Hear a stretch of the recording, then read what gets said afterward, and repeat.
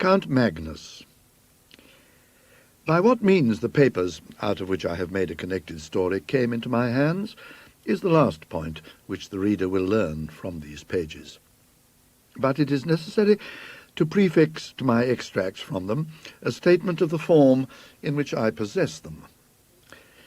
They consist, then, partly of a series of collections for a book of travels, such a volume as was a common product of the 40s and 50s, Horace Marryat's Journal of a Residence in Jutland and the Danish Isles is a fair specimen of the class to which I allude. These books usually treated of some unfamiliar district on the continent. They were illustrated with woodcuts or steel plates. They gave details of hotel accommodation and of means of communication, such as we now expect to find in any well-regulated guidebook. And they dealt largely in reported conversations with intelligent foreigners, racy innkeepers, and garrulous peasants. In a word, they were chatty. Begun with the idea of furnishing material for such a book, my papers, as they progressed, assumed the character of a record of one single personal experience, and this record was continued up to the very eve, almost, of its termination. The writer was a Mr. Wraxall. For my knowledge of him, I have to depend entirely on the evidence his writings afford, and from these I deduce that he was a man past middle age, possessed of some private means, and very much alone in the world. He had, it seems, no settled abode in England, but was a denizen of hotels and boarding-houses. It is probable that he entertained the idea of settling down at some future time, which never came. And I think it also likely that the Pantechnicon fire in the early 70s must have destroyed a great deal that would have thrown light on his antecedents, for he refers once or twice to property of his that was warehoused at that establishment. It is further apparent that Mr. Wraxall had published a book, and that it treated of a holiday he had once taken in Brittany. More than this I cannot say about his work, because a diligent search in bibliographical works has convinced me that it must have appeared either anonymously or under a pseudonym. As to his character, it is not difficult to form some superficial opinion. He must have been an intelligent and cultivated man. It seems that he was near being a fellow of his college at Oxford, Brasenose, as I judge from the calendar. His besetting fault was, pretty clearly, that of over-inquisitiveness.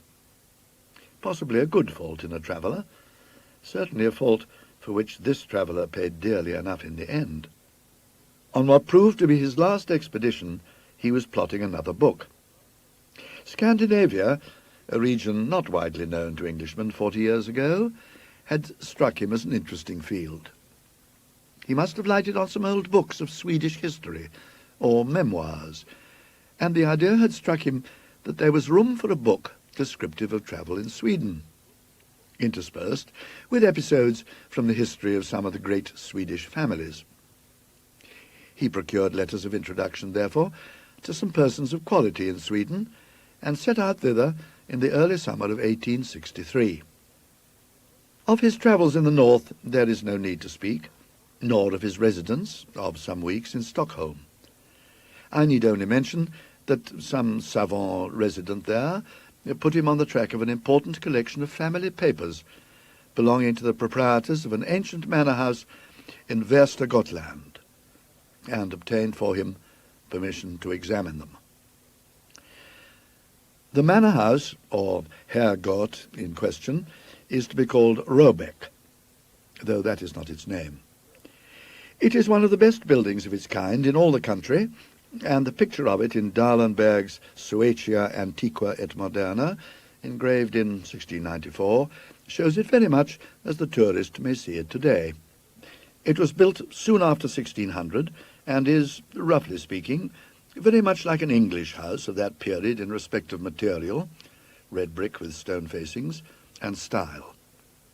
The man who built it was a scion of the great house of de la Gardie, and his descendants possess it still.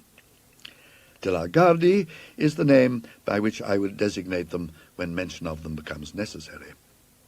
They received Mr. Wraxall with great kindness and courtesy, and pressed him to stay in the house as long as his researches lasted. But, preferring to be independent, and mistrusting his powers of conversing in Swedish, he settled himself at the village inn, which turned out quite sufficiently comfortable, at any rate during the summer months. This arrangement would entail a short walk daily to and from the manor house of something under a mile. The house itself stood in a park and was protected, we should say grown up, with large old timber. Near it you found the walled garden, and then entered a close wood fringing one of the small lakes, with which the whole country is pitted. Then came the wall of the domain, and you climbed a steep knoll, a knob of rock lightly covered with soil, and on the top of this stood the church, fenced in with tall, dark trees. It was a curious building to English eyes. The nave and aisles were low, and filled with pews and galleries. In the western gallery stood the handsome old organ, gaily painted and with silver pipes. The ceiling was flat, and had been adorned by a 17th century artist with a strange and hideous Last Judgment, full of lurid flames, falling cities, burning ships, crying souls, and brown and smiling demons. Handsome brass coronae hung from the roof. The pulpit was like a doll's house, covered with little painted wooden cherubs and saints. A stand with 3 hourglasses was hinged to the preacher's desk.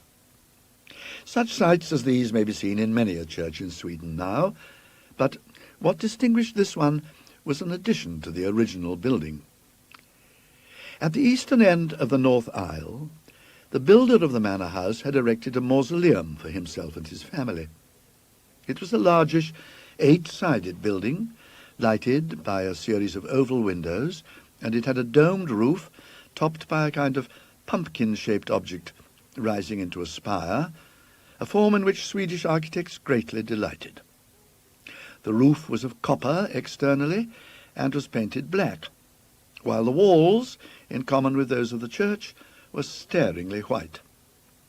To this mausoleum there was no access from the church. It had a portal and steps of its own on the northern side. Past the churchyard the path to the village goes, and not more than 3 or 4 minutes bring you to the inn door. On the first day of his stay at Robeck, Mr. Wraxall found the church door open, and made those notes of the interior which I have epitomized. Into the mausoleum, however, he could not make his way.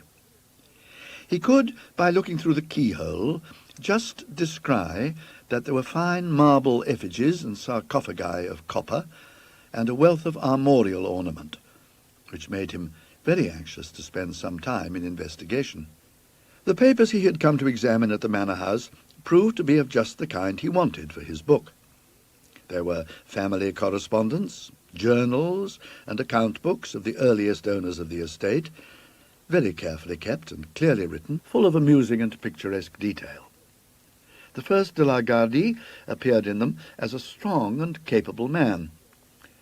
Shortly after the building of the mansion there had been a period of distress in the district, and the peasants had risen and attacked several chateaux and done some damage. The owner of Robeck took a leading part in suppressing the trouble, and there was reference to executions of ringleaders and severe punishments inflicted with no sparing hand. The portrait of this Magnus de la Gardie was one of the best in the house, and Mr. Wraxall studied it with no little interest after his day's work.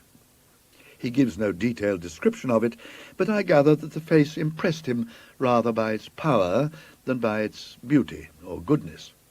In fact, he writes that Count Magnus was an almost phenomenally ugly man. On this day, Mr. Wraxall took his supper with the family and walked back in the late but still bright evening. I must remember, he writes, to ask the sexton if he can let me into the mausoleum at the church. He evidently has access to it himself, for I saw him tonight standing on the steps, and, as I thought, locking or unlocking the door. I find that early on the following day Mr. Wraxall had some conversation with his landlord. His setting it down at such length as he does surprised me at first. But I soon realized that the papers I was reading were, at least in their beginning, the materials for the book he was meditating, and that it was to have been one of those quasi-journalistic productions which admit of the introduction of an admixture of conversational matter. His object, he says, was to find out whether any traditions of Count Magnus de la Gardie lingered on in the scenes of that gentleman's activity, and whether the popular estimate of him were favourable or not. He found that the Count was decidedly not a favourite. If his tenants came late to their work on the days which they owed to him as lord of the manor, they were set on the wooden horse, or flogged and branded in the manor house yard. One or two cases there were of men who had occupied lands which encroached on the lord's domain, and whose houses had been mysteriously burnt on a winter's night, with the whole family inside.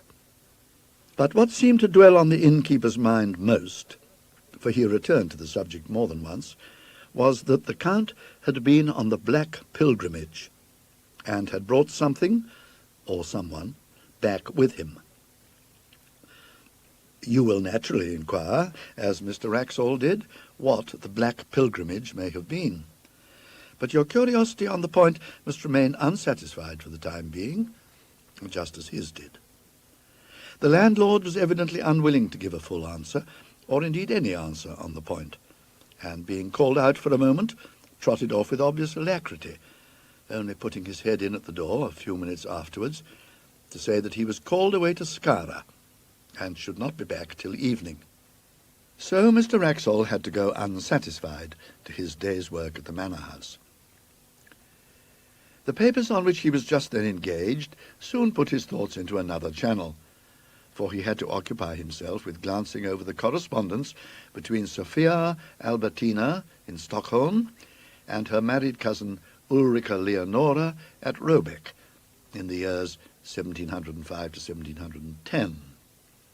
The letters were of exceptional interest from the light they threw upon the culture of that period in Sweden, as anyone can testify who has read the full edition of them in the publications of the Swedish Historical Manuscripts Commission. In the afternoon he had done with these, and after returning the boxes in which they were kept to their places on the shelf, he proceeded, very naturally, to take down some of the volumes nearest to them, in order to determine which of them had best be his principal subject of investigation next day. The shelf he had hit upon was occupied mostly by a collection of account books in the writing of the first Count Magnus. But one among them was not an account book, but a book of alchemical and other tracts in another 16th century hand. Not being very familiar with alchemical literature, Mr. Wraxall spends much space, which he might have spared, in setting out the names and beginnings of the various treatises: the Book of the Phoenix, Book of the 30 Words, Book of the Toad, Book of Miriam, Turba Philosophorum, and so forth.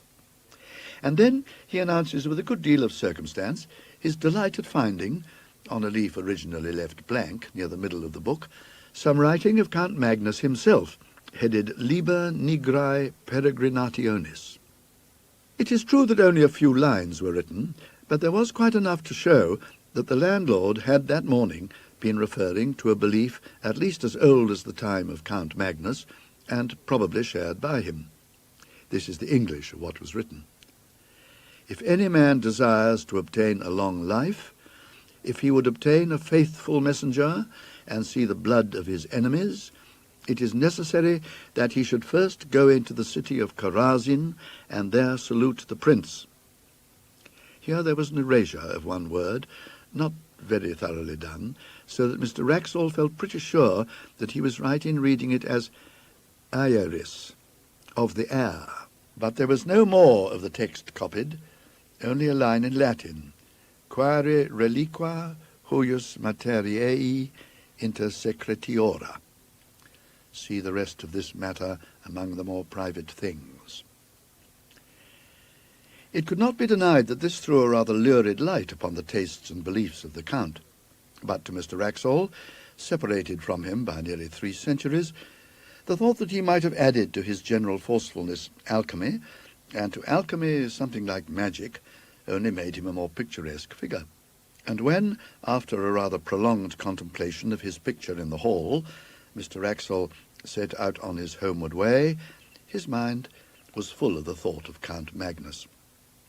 He had no eyes for his surroundings, no perception of the evening scents of the woods or the evening light on the lake. And when all of a sudden he pulled up short, he was astonished to find himself already at the gate of the churchyard, and within a few minutes of his dinner. His eyes fell on the mausoleum. "Ah," he said, "Count Magnus, there you are. I should dearly like to see you." "Like many solitary men," he writes, "I have a habit of talking to myself aloud, and unlike some of the Greek and Latin particles, I do not expect an answer." Certainly, and perhaps fortunately in this case, there was neither voice nor any that regarded. Only the woman, who, I suppose, was cleaning up the church, dropped some metallic object on the floor, whose clang startled me. Count Magnus, I think, sleeps sound enough. That same evening the landlord of the inn, who had heard Mr. Wraxall say that he wished to see the clerk or deacon, as he would be called in Sweden, of the parish, introduced him to that official in the inn parlour. A visit to the de la Gardie tomb house was soon arranged for the next day, and a little general conversation ensued. Mr. Wraxall, remembering that one function of Scandinavian deacons is to teach candidates for confirmation, thought he would refresh his own memory on a biblical point. "Can you tell me," he said, "anything about Chorazin?" The deacon seemed startled, but readily reminded him how that village had once been denounced. "To be sure," said Mr. Wraxall. "It is, I suppose, quite a ruin now?"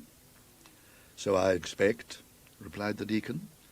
"I have heard some of our old priests say that Antichrist is to be born there, and there are tales—" "Ah, what tales are those?" Mr. Wraxall put in. "Tales, I was going to say, which I have forgotten," said the deacon, and soon after that he said good night. The landlord was now alone and at Mr. Wraxall's mercy, and that inquirer was not inclined to spare him. "Herr Nielsen," he said, "I have found out something about the Black Pilgrimage. You may as well tell me what you know. What did the Count bring back with him?" Swedes are habitually slow, perhaps, in answering, or perhaps the landlord was an exception. I am not sure. But Mr. Wraxall notes that the landlord spent at least 1 minute in looking at him before he said anything at all. Then he came close up to his guest, and with a good deal of effort he spoke. "Mr. Wraxall, I can tell you this one little tale, and no more, not any more. You must not ask anything when I have done. In my grandfather's time, that is 92 years ago, there were 2 men who said, 'The Count is dead, we do not care for him, we will go tonight and have a free hunt in his wood,' the long wood on the hill that you have seen behind Robeck. Well, those that heard them say this, they said, 'No, do not go. We are sure you will meet with persons walking who should not be walking. They should be resting, not walking.' These men laughed. There were no forest men to keep the wood, because no one wished to hunt there. The family were not here at the house. These men could do what they wished. Very well. They go to the wood that night. My grandfather was sitting here in this room. It was the summer, and a light night. With the window open, he could see out to the wood, and hear. So he sat there, and 2 or 3 men with him, and they listened. At first they hear nothing at all. Then they hear someone. You know how far away it is. They hear someone scream, just as if the most inside part of his soul was twisted out of him. All of them in the room caught hold of each other, and they sat so for 3/4 of an hour. Then they hear someone else, only about 300 ells off. They hear him laugh out loud. It was not one of those two men that laughed, and indeed they have all of them said that it was not any man at all. After that, they hear a great door shut. Then, when it was just light with the sun, they all went to the priest. They said to him, "Father, put on your gown and your ruff, and come to bury these men, Anders Björnson and Hans Torbjörn." You understand, they were sure these men were dead. So they went to the wood. My grandfather never forgot this. He said they were all like so many dead men themselves. The priest, too, he was in a white fear. He said, when they came to him, "I heard one cry in the night, and I heard one laugh afterwards. If I cannot forget that, I shall not be able to sleep again." So they went to the wood, and they found these men on the edge of the wood. Hans Torbjörn was standing with his back against a tree, and all the time he was pushing with his hands, pushing something away from him which was not there. So he was not dead. And they led him away and took him to the house at Nyköping, and he died before the winter, but he went on pushing with his hands. Also, Anders Björnson was there, but he was dead.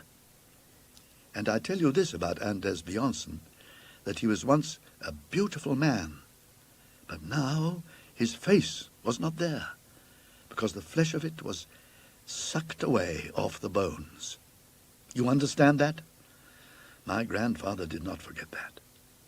And they laid him on the bier which they brought, and they put a cloth over his head, and the priest walked before, and they began to sing the psalm for the dead as well as they could.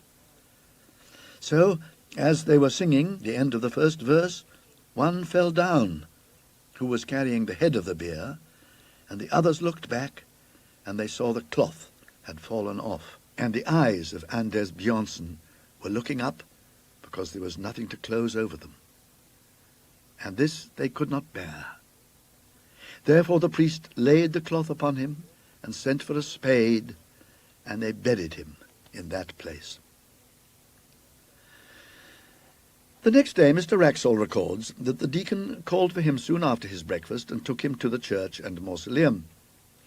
He noticed that the key of the latter was hung on a nail just by the pulpit, and it occurred to him that, as the church door seemed to be left unlocked as a rule, it would not be difficult for him to pay a second and more private visit to the monuments, if there proved to be more of interest among them than could be digested at first. The building, when he entered it, he found not unimposing. The monuments, mostly large erections of the 17th and 18th centuries, were dignified, if luxuriant, and the epitaphs and heraldry were copious. The central space of the domed room was occupied by 3 copper sarcophagi, covered with finely engraved ornament. 2 of them had, as is commonly the case in Denmark and Sweden, a large metal crucifix on the lid. The third, that of Count Magnus, as it appeared, had, instead of that, a full-length effigy engraved upon it, and round the edge were several bands of similar ornament representing various scenes. One was a battle, with cannon belching out smoke, and walled towns and troops of pikemen. Another showed an execution. In a third, among trees, was a man running at full speed, with flying hair and outstretched hands. After him followed a strange form. It would be hard to say whether the artist had intended it for a man and was unable to give the requisite similitude, or whether it was intentionally made as monstrous as it looked. In view of the skill with which the rest of the drawing was done, Mr. Wraxall felt inclined to adopt the latter idea. The figure was unduly short, and was for the most part muffled in a hooded garment which swept the ground. The only part of the form which projected from that shelter was not shaped like any hand or arm. Mr. Wraxall compares it to the tentacle of a devilfish, and continues, "On seeing this, I said to myself, this then, which is evidently an allegorical representation of some kind, a fiend pursuing a hunted soul, may be the origin of the story of Count Magnus and his mysterious companion. Let us see how the huntsman is pictured. Doubtless it will be a demon blowing his horn." But as it turned out, there was no such sensational figure, only the semblance of a cloaked man on a hillock, who stood leaning on a stick, and watching the hunt with an interest which the engraver had tried to express in his attitude. Mr. Wraxall noted the finely worked and massive steel padlocks, 3 in number, which secured the sarcophagus. One of them, he saw, was detached and lay on the pavement. And then, unwilling to delay the deacon longer or to waste his own working time, he made his way onward to the manor house. It is curious, he notes, how on retracing a familiar path one's thoughts engross one to the absolute exclusion of surrounding objects. Tonight, for the second time, I had entirely failed to notice where I was going. I had planned a private visit to the tomb house to copy the epitaphs, when I suddenly, as it were, awoke to consciousness and found myself, as before, turning in at the churchyard gate, and, I believe, singing or chanting some such words as, "Are you awake, Count Magnus? Are you asleep, Count Magnus?" And then something more, which I have failed to recollect. It seemed to me that I must have been behaving in this nonsensical way for some time. He found the key of the mausoleum where he had expected to find it, and copied the greater part of what he wanted. In fact, he stayed until the light began to fail him. "I must have been wrong," he writes, "in saying that one of the padlocks of my count's sarcophagus was unfastened. I see tonight that 2 are loose. I picked both up and laid them carefully on the window ledge, after trying unsuccessfully to close them. The remaining one is still firm, and though I take it to be a spring lock, I cannot guess how it is opened. Had I succeeded in undoing it, I am almost afraid I should have taken the liberty of opening the sarcophagus. It is strange, the interest I feel in the personality of this, I fear, somewhat ferocious and grim old noble." The day following was, as it turned out, the last of Mr. Wraxall's stay at Roebeck. He received letters connected with certain investments, which made it desirable that he should return to England. His work among the papers was practically done, and travelling was slow. He decided, therefore, to make his farewells, put some finishing touches to his notes, and be off. These finishing touches and farewells, as it turned out, took more time than he had expected. The hospitable family insisted on his staying to dine with them. They dined at 3, and it was verging on 6:30 before he was outside the iron gates of Roebeck. He dwelt on every step of his walk by the lake, determined to saturate himself, now that he trod it for the last time, in the sentiment of the place and hour. And when he reached the summit of the churchyard knoll, he lingered for many minutes, gazing at the limitless prospect of woods, near and distant, all dark beneath a sky of liquid green. When at last he turned to go, the thought struck him that surely he must bid farewell to Count Magnus, as well as the rest of the de la Gardies. The church was but 20 yards away, and he knew where the key of the mausoleum hung. It was not long before he was standing over the great copper coffin, and, as usual, talking to himself aloud. "You may have been a bit of a rascal in your time, Magnus," he was saying, "but for all that I should like to see you. Or rather, just at that instant," he says, "I felt a blow on my foot. Hastily enough I drew it back, and something fell on the pavement with a clash. It was the 3rd, the last of the 3 padlocks which had fastened the sarcophagus. I stooped to pick it up, and heaven is my witness that I am writing only the bare truth. Before I had raised myself, there was a sound of metal hinges creaking, and I distinctly saw the lid shifting upwards. I may have behaved like a coward, but I could not for my life stay for one moment.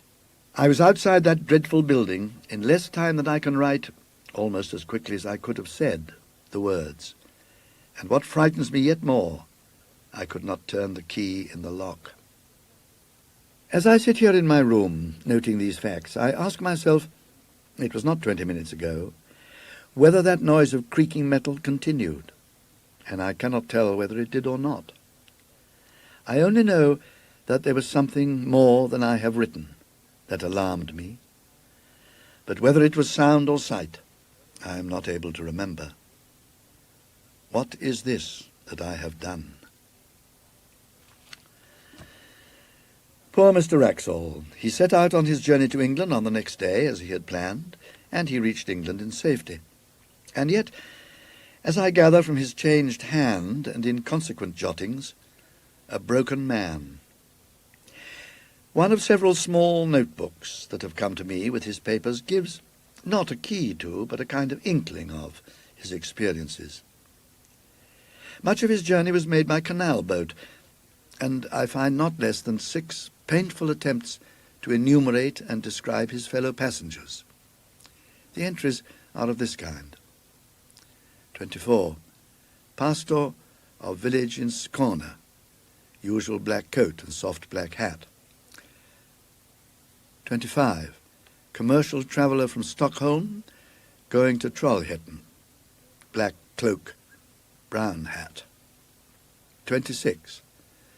Man in long black cloak, broad-leaved hat, very old-fashioned.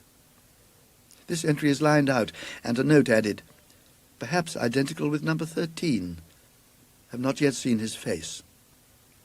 On referring to number 13, I find that he is a Roman priest in a cassock. The net result of the reckoning is always the same.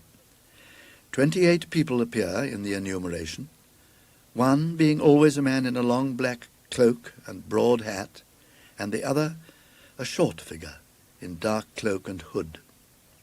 On the other hand, it is always noted that only 26 passengers appear at meals, and that the man in the cloak is perhaps absent, and the short figure is certainly absent. On reaching England, it appears that Mr. Wraxall landed at Harwich, and that he resolved at once to put himself out of reach of some person or persons whom he never specifies, but whom he had evidently come to regard as his pursuers. Accordingly, he took a vehicle, it was a closed fly, not trusting the railway, and drove across country to the village of Belgium St. Paul. It was about 9 o'clock on a moonlight August night when he neared the place. He was sitting forward and looking out of the window at the fields and thickets, there was little else to be seen, racing past him. Suddenly he came to a crossroad. At the corner, 2 figures were standing motionless. Both were in dark cloaks. The taller one wore a hat, the shorter a hood. He had no time to see their faces, nor did they make any motion that he could discern. Yet the horse shied violently and broke into a gallop, and Mr. Wraxall sank back into his seat in something like desperation. He had seen them before. Arrived at Belgium St. Paul, he was fortunate enough to find a decent furnished lodging, and for the next 24 hours he lived, comparatively speaking, in peace. His last notes were written on this day. They were too disjointed and ejaculatory to be given here in full, but the substance of them is clear enough. He is expecting a visit from his pursuers. How or when, he knows not, and his constant cry is, "What has he done?" and "Is there no hope?" Doctors, he knows, would call him mad. Policemen would laugh at him. The parson is away. What can he do but lock his door and cry to God? People still remembered last year at Belgium St. Paul how a strange gentleman came one evening in August years back, and how the next morning but one he was found dead, and there was an inquest. And the jury that viewed the body fainted. 7 of them did, and none of them wouldn't speak to what they see. and the verdict was visitation of God. And how the people as kept the house moved out that same week, and went away from that part. But they do not, I think, know that any glimmer of light has ever been thrown, or could be thrown, on the mystery. It so happened that last year the little house came into my hands, as part of a legacy. It had stood empty since 1863, and there seemed no prospect of letting it. So I had it pulled down, and the papers, of which I have given you an abstract, were found in a forgotten cupboard under the window in the best bedroom.